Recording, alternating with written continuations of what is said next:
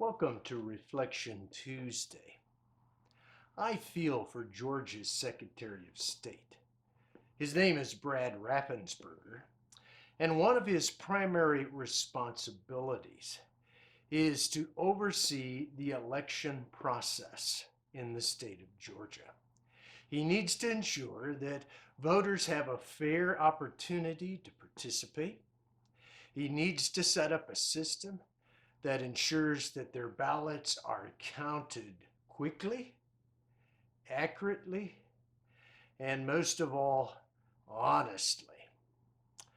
Because Georgia voted for the Democratic ticket this year for the first time, I think, since Jimmy Carter, so we're pushing 40, 50 years ago, Raffensperger has received threats for upholding that the 2020 election in his state was fair and accurate. And though a Republican and a two-time Trump voter, he has endured all kinds of stuff. But his greater allegiance was not to his party, not to Trump, but to the voters of Georgia.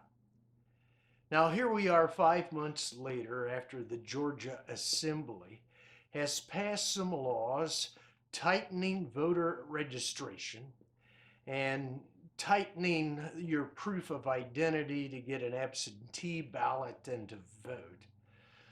Raffensperger himself finds himself again condemned. And I just put him out there as an example of trying to do what is right, particularly when it's out of favor, is never easy. Now, just ask Pontius Pilate how easy this is. Pontius Pilate was the 5th prefect or governor of Judea. He served 10 years, beginning around the year 27. Now, he had responsibilities that included taxation, the promotion of commerce, and maintaining the peace. That his subjects were descendants of Israel made his job a little more complicated. For the Jewish people, particularly the people of Judea, never enjoyed being subject to a foreign and an agnostic. Now, within a generation after Pilate's rule was over, the Jewish people of Judea and Rome fought a big battle against each other, resulting in the death of thousands and the total destruction of Jerusalem and the temple. Now consider this, if the crucifixion occurred in the year 30, Pilate probably was still learning to navigate between what Rome wanted from Judea and what the people of Judea wanted from Rome or did not want from Rome.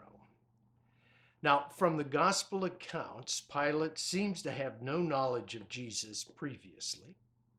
The accusations of the Jerusalem leadership and his own instincts, as well as the instincts of his wife, were about all he had to decide what he was going to do with Jesus.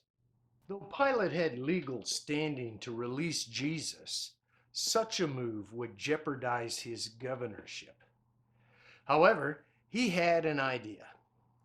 During previous Passovers, Pilate would release a prisoner that people chose in order to create a good feeling. I mean, after all, Romans aren't all real tough guys.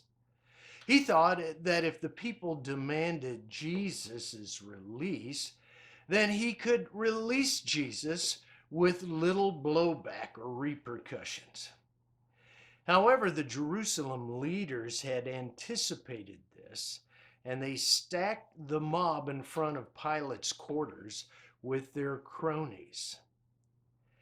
Now, as Pilate wavered in between putting Jesus to death as the Jerusalem leaders wanted and freeing them, the frenzy mob intensified. He knew he did not have enough troops in Jerusalem to stifle a riot. He assessed the situation much like the high priest Caiaphas did days earlier. This is what Caiaphas says: "It is more to your interest that one man should die for the nation than for the whole nation to be destroyed." That is John chapter 11, verse 50. Not wanting the responsibility for the sentence of death, Pilate washed his hands and proclaimed his innocence.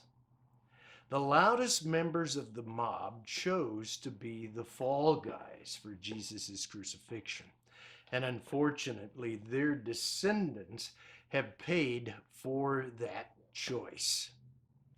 Now, let's face it, all of us have responsibility for Jesus' death. All of us are like the people of Jerusalem on that particular day. Some of us are like Pilate, knowing in our gut what is true, but because of difficulties, we choose the way of expediency, falsely believing it is the least expensive choice.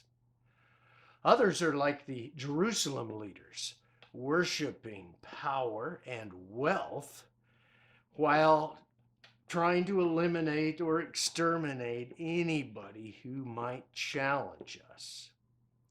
Then there is the mob, and some of us are the mob. We just follow whatever our associates are doing. Maybe we take a little money on the side, but because of our associates and money, we refuse to protect the innocent.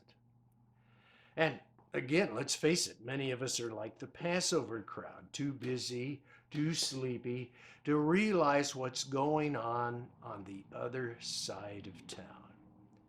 And then may I mention the disciples.